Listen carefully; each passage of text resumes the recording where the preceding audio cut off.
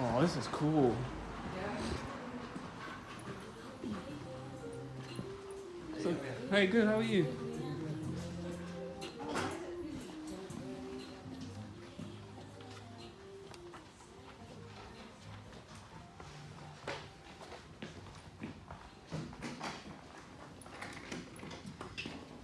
It's a cute little spot, man. Everyone has their own little cubicle. Yeah, so we work with a bunch of other creators here too as well. Right. Which is super cool. This is my spot. Oh, this is nice. I gotta set up a desk so I can do office stuff because trying to do office stuff when you're sitting down is not really that comfortable. But there's 2 chairs. Okay, Kyra. So, Nah. Kyra, fuck. Okay. Kyra K. Say it all in one sentence. Kyra. Yeah, Okay. with the K at the end too. What? What do you? Kyra K. Yeah, it just goes.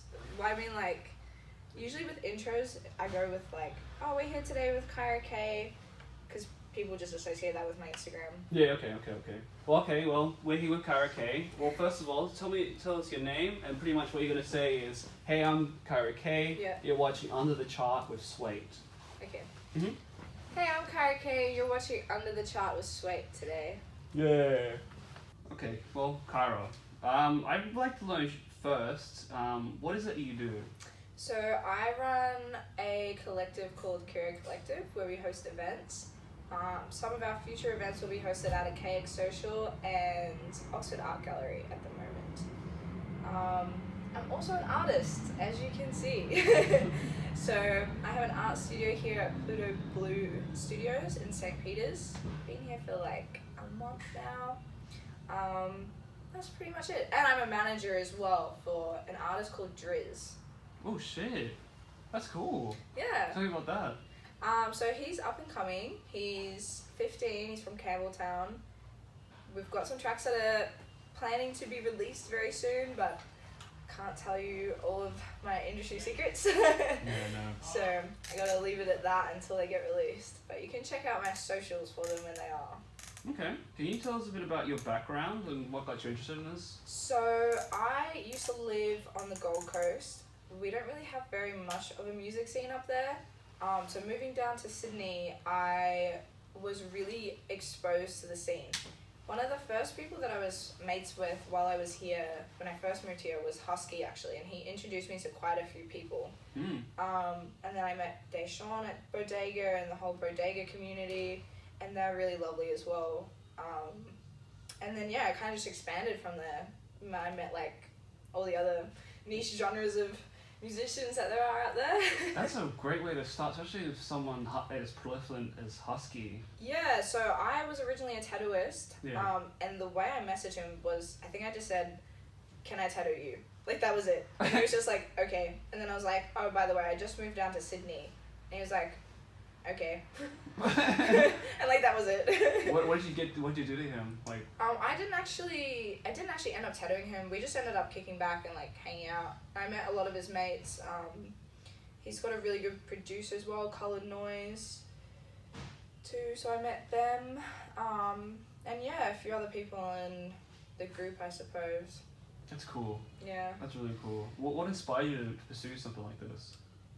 I think it was about a year ago. I hosted my first ever really big event with my best friend at the time, Alicia. Shout out to her, she moved to Spain. Oh, damn. I know, so sad. Because my birthday's on the 13th of September, hers is on the 14th, so it's literally like a day apart. Damn. And we threw a mansion party out of an old fire station in Petersham. Oh. And it was a fire station that got turned into a mansion. There was 12 bedrooms. It was ridiculous. There was like 250 people there. We had to have like security. We had to have a door person. Oh. It was hectic. For your first show too. Yeah, and it wasn't even really a show. It was more of just kind of like, it's our birthdays and we're gonna throw a massive party. What the fuck are we gonna do? So we organized all of that. We had some crazy people on the lineup. I remember we had Skucks performing. We had Strucky on decks. We had Sax Only performing as well. We had a few other really good artists there too. I remember going upstairs and like one person's filming a music video in one room, and then someone's getting a haircut in the other room. Someone flew their barber out from a different city to come get a cut at the party. That's crazy. So I go into the bathroom and I'm like, what is going on here? Jeez. Yeah, we had like 4 photographers and videographers as well. It's really good watching what everyone was doing a year ago to what they're doing now, and everyone that I remember from like a year ago, they've all stuck at what they're doing, and like I've just been watching their careers elevate, and it's been really good to watch as well. I'm glad. You really like to see your friends succeed. Yeah, absolutely. I'm very big on that, and if there's any place that I can help where I can be seen as helpful, I'm more than happy to like jump in and give a hand. 100%, man. It sounds very selfless though, but that's good. It's a It good can thing. be, but I mean, I'm very big on the aspect of if you can give someone all of your secrets and they can do it better than you, then you're not doing enough. So. Shit. Damn, that's hitting me with some reality, bro. I mean, your influences. What are your influences? My influences, probably just my mum, to be honest. Yo, shout out mama. Yeah, shout out mum. She moved to Perth, probably a year ago from the Gold Coast. She sold everything in the house, and now she's out in Perth and she's a gold prospector. Whoa. Yeah, so she's doing pretty well. I'm going over there in October to meet up with them again, because I haven't seen her in a hot minute. So. God damn. Yeah. I mean, when you mentioned that sort of gives me the idea of like, does this whole thing involve your own money of, like, hard work and? Oh yeah, it's all completely self-funded by me. Yeah, shit. So yeah. God damn. Okay. Sorry, I gotta get that out of the way. 'Cause I was like, fuck. Gold prospect, dude. That's some good ass money, man. Yeah, like, I'm really ground up here. So I was born in New Zealand. To just my mom, like, grew up single mom. Yeah. Until my stepdad came along when I was like 3. Mm. Had my younger brother when I was like 7. But we grew up pretty rough in New Zealand. Like, Yeah. I'm talking like in the hood in New Zealand. Mm. And then we moved over to Australia in 2012. I lived on the Gold Coast from 2012 until like a year and a half ago. And that was really boring. I just felt like I really didn't fit in there. Like, you go out to the Gold Coast and yeah, it's good for a holiday, but it's basically just beach, acai bowls, gym. That's it. I mean, how are you finding it now, fitting into like Sydney? I feel like people in Sydney are a lot less judgmental, and you can kind of just do your own thing, and people will be more supportive of you. Mm. Whereas in the Gold Coast, you do your own thing, you're probably gonna get bullied. Fair. Have you ever run into any issues with like doing your own thing? Because at least personally, I've sort of witnessed some push and pull when it comes to like me not having or doing enough. You know? I don't know. I feel like that's a huge mental aspect, which I feel like I kind of just don't think about. Yeah. Okay. Like, if I have a problem, I'm like, okay, how can I get around this problem? Mm-hmm. I don't really approach it in like a stop all kind of way. Yeah. And what about a theme for your sort of parties? How do you do that? How do you decide on that? Sorry. That is a really difficult thing. So all of my decisions are very impulsive and they're very on the spot. I'll have an idea and I'll be like, okay, we're gonna do this, and I'll just run with it. Mm-hmm. Like, for my next lineup, I can't really speak on it too much because it's still in the process of all being confirmed. But I had one particular artist that I had been watching for a while, and I was like, oh, I could get them on a set. And I just asked them, like, hey, do you have any mates that we want to put on a set? And they gave me a whole lineup of people. Yeah. So I was like, this is great. Mm. This is really good. And yeah, so. Past themes. What have you done? I've done a lot of rap events, Mm-hmm. so it's been predominantly R&B. I've done a few cyphers as well, where it's been really open mic and people being able to just get up and like spit some bars. And yeah, obviously the mansion party. I threw a lot of mansion parties at my old place in, where was it? It was kind of like in Cronulla, and we didn't really have too many themes for them. It was kind of just, we have a big pool, come party at the mansion. And it's like this 3-story place. It was crazy. God damn. Yeah. Wow. Can you walk us through the process of you selecting your like artists or your places to hold these events? So I've mostly just been working out of KX Social. The manager there was really great. They gave me a space.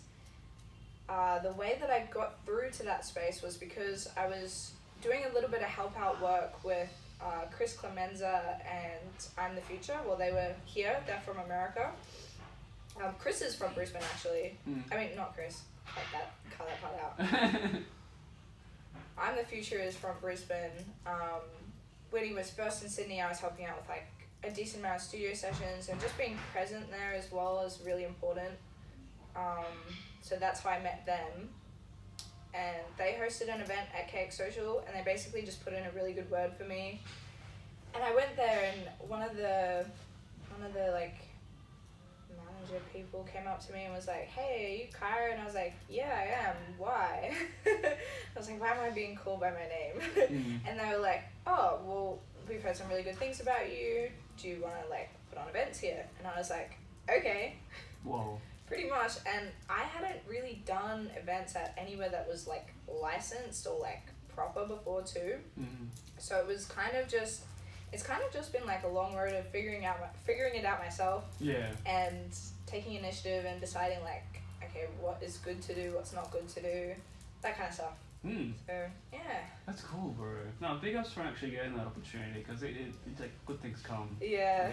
Across the process. Yeah, and I think it's a lot of like, you have to have a lot of courage and fearlessness as well, because basically I've always had the mentality of just say yes to everything and figure it out as you go. Has it worked? It has worked. What are your key elements when you consider curating? I consider an artist's genre and how their overall sound is. Obviously, from being present in a lot of studio sessions, I've picked up a lot of like basic knowledge on understanding like beats behind things and subgenres, and also like lyrical style, as well as like overall disposition of the artist too. So yeah, that's been pretty helpful. It sounds really cool. Yeah. So you happen to like scroll through everyone's thing and their socials and try to figure out what you can find. Yeah, pretty much. Or I'll just ask them straight up. I'll be like, "Hey, I really like your sound. I want to put you in one of my lineups.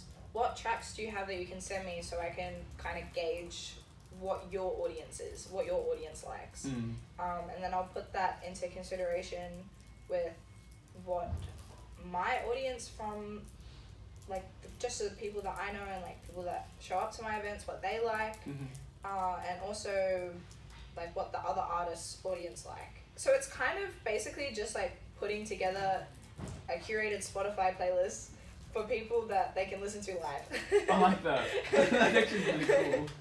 You've obviously have run into some challenges doing this. What are some that you've come through, or at least how have you overcome them? I think finances have probably been one of the biggest ones, especially starting up. Yeah. That's basically just like keep your 9 to 5. And then once you get to a point where it's like, okay, this is reliable, you can put more energy into it. But as long as you always have backup plans and just kind of expecting what failures you may run into. There's a lot of analysis that goes into things as well. So yeah, understanding that, okay, it might not be successful in the way that you want it to if you're approaching things from a financial position, but you can always just not do that. approach it from like a genuine position, I guess. So and you'll probably have better results. What's within your needs, pretty much, or huh? How else would you word that? Yeah, like approach things from like a passionate perspective rather than a monetary perspective. Because if you approach things from a monetary perspective, the results will never be as good from a passionate perspective. And I learned that through tattooing. If you go to a tattoo artist and you say to them, like, "Hey, can you draw this for me?" and they're like not really that into it, you won't get as good of work as if you just go up to them and you say, what's a piece that you really want to tattoo? And then if you like it, you just go with it. Okay. So yeah, I've got a few tattoos. Okay, you go ahead and show them off, dude. Oh. Yeah, so we got a few up there. Are they from anything? Yeah, so everything from this arm is all from an artist called Wrong Joel. He's a really good tattooist. And then I've also got some on my neck. Wait, I'll give a bit of a tour. Hold the mic. We've got these ones up here. Oh. Oh, the brass knuckles? Yeah. That's cool. Vivian Westwood as well. And then I've also got this on my stomach. You suck. And then we've got some on my legs, which these ones are probably going to be really difficult to show off. My favourite one's probably this one. And yeah, I can't really show the rest off. We've also got this one on the back too. Ooh, I like that one. So I'm Japanese on my Japanese Māori on my dad's side and Norwegian on my mom's. So all of like the Asian tattoos are kind of influenced from that. Oh shit! There you go. Thanks for the tour, Kyra. I don't have any tattoos, so I unfortunately can't show anything. But definitely, if I need some references, I'll chat to you about it. Yeah, absolutely. Like I was a tattooist for 2 years. It was fun, but it was tiring. It would be, yeah, because you have to focus for like hours on end. Pretty much. Like you'll be tattooing for 8 hours straight, and then you come home, and then you're drawing for another 8 hours straight. And if you're lucky, you'll get to sleep. Fucking hell, I struggle with sleep enough. Yeah. I mean, how do you like ensure that your events resonate with your diverse audience? Well, that's kind of something you got to leave up to chance a little bit. Mm-hmm. I mean, artists have their own audience initially anyways, so they're already going to have people that it'll resonate with. So at least out of every different crowd, you'll have whatever audience the artist has, and it's going to really resonate with them.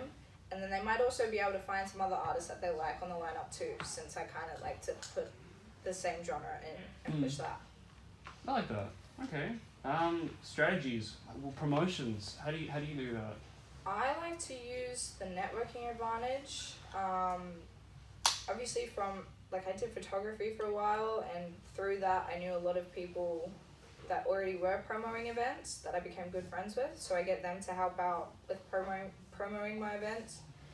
But I guess it kind of predominantly relies on word of mouth. So yeah. So you're not paying for ads and getting people to promote it and stuff, it's just... Yeah, it's mostly just like overall curated interest, I guess, from previous events. And I see a lot of like familiar faces at the ones that I do throw, like people who show up again and again. So it's kind of just building the crowd and getting the word out there. I think that makes more of like a closer circle, because everyone's just like, you know, Yeah. hey, I've heard these are cool, you know. Yeah, exactly. And then you're not trying to like be annoying and push it onto people and make it feel like really influencery. I don't really like that whole vibe where it feels like exclusive. Like I don't want it to feel exclusive. I want it to feel like everyone's welcome there, and if you want to show up, show up. That's cool. That's cool. It's a safe space practically. Yeah, exactly. Yeah. That's nice, bro. Whoops, 1 second. Can you share an example of an event that you had a particular impact on an attendee? That's a good question. I actually don't know. Maybe reword that one. Okay, is there like, let's say a memory that sticks out to you where you like put on a show and even if someone's approached you or you like... Oh, yeah. So my first show that I ever hosted was with Donnie D up in Brisbane. Yo. And I got some really good feedback from that. And also I had Ben Jones on the lineup, and he was like after his set, he was like, shout out Donnie D, shout out Kyra for putting the show on. And that was like, hearing someone call out my name and say like, thank you for doing something is probably a huge impact. So yeah, that was my first ever show too, and I was like, yeah, I want to keep doing this. That's cool. No, I'm happy for you, man. That's actually quite amazing. Honestly. Yeah, that was a really good lineup as well. And just like watching the artists be like grateful afterwards for having a performance opportunity is also a huge motivator too. Being able to give people a space where they can perform is really cool. Would be. Have you noticed any trends coming up in the creative world or in the world of curation? I probably should pay more attention to trends, but I don't really. I'm very much in my own lane. Yeah. Yeah, I mean, like, there's so many different groups too. So, going off of what I do, which is really multi-genre, I don't really have anyone that I can kind of look up to or even watch out for. So yeah, it's kind of, I don't know, I haven't noticed anything. No? No. That's okay. I mean, that's alright. A lot of these questions don't really have an answer to them sometimes, especially when it comes to the person. That's cool, honestly. Okay, what about, what advice would you give to someone who's aspiring to do what you're doing?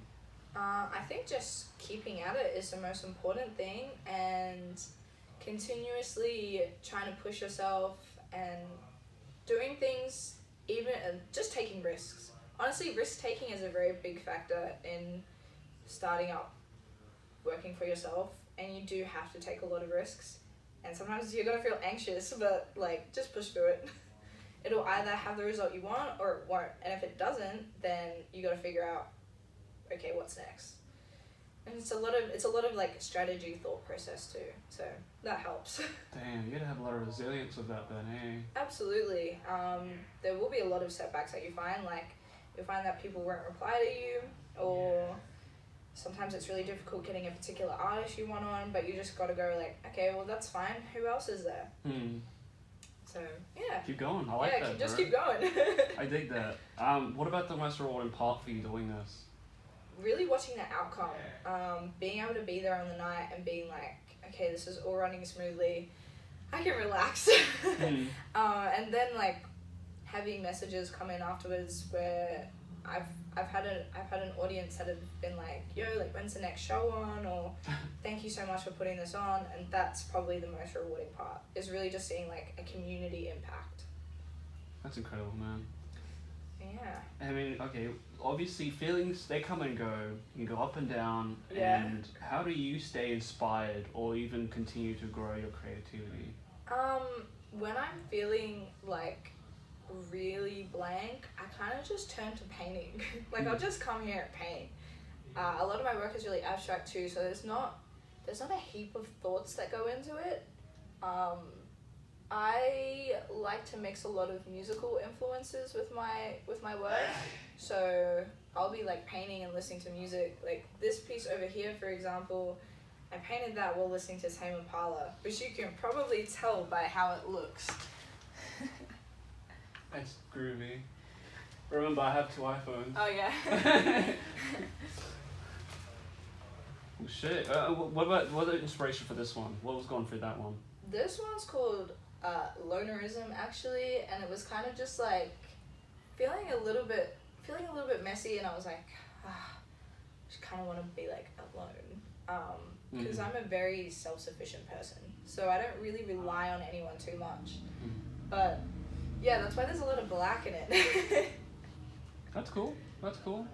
You don't wear much black though, do you? No, not anymore. I used to. I've had all my phases. Fair. What do you call this phase? I don't know. Alright. Kind of dressed like a skater boy, I suppose. No, you do, bro. That shit goes hard. And you got the Y2K ass fitted. Fuck, bro. That shit's crazy. I mean, okay. Piece of advice. Have you had any advice that's really impacted you? Probably just from my mom. Like, growing up, she would always tell me, like, don't care what anyone thinks, just do your own thing. So that's kind of always carried on with me through a lot of, like, life situations. And, like, where I would have been impacted by, like, social anxiety, I've just kind of, like, thought back to that and been like, I'm just gonna go through anyways. I'm just gonna, like, keep being me, keep being genuine. So, yeah, like, because I'll be honest, I struggle pretty badly socially. Like, I'm heaps awkward sometimes, and a lot of people probably don't realize as well, but I'm pretty introverted. Like, I need cool down hours after I've had a social event where I'm like, I just need to go sit in silence. Yeah. So, yeah. That's fair. I can be the same. So going to shows, it takes a lot out of you. Yeah, absolutely. So, yeah.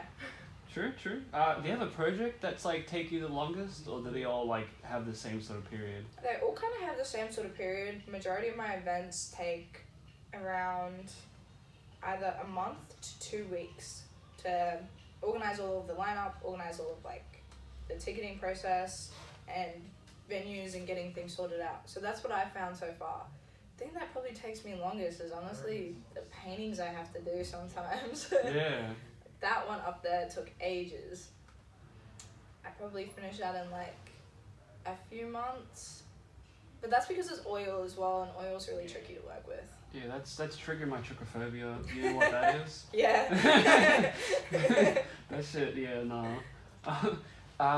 Even on that, what you've like learnt so far, what's it like for you to be a woman in the scene? There's definitely some advantages.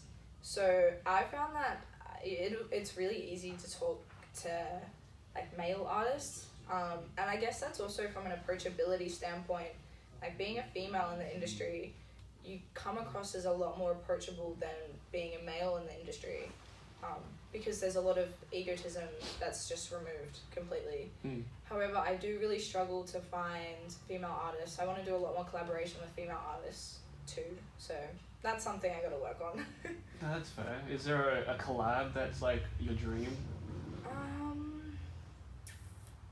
I don't have any at the moment. Yeah, I don't have any at the moment, I don't think. There's no one that you really want to like show off and put on your show? Not anyone that I haven't already.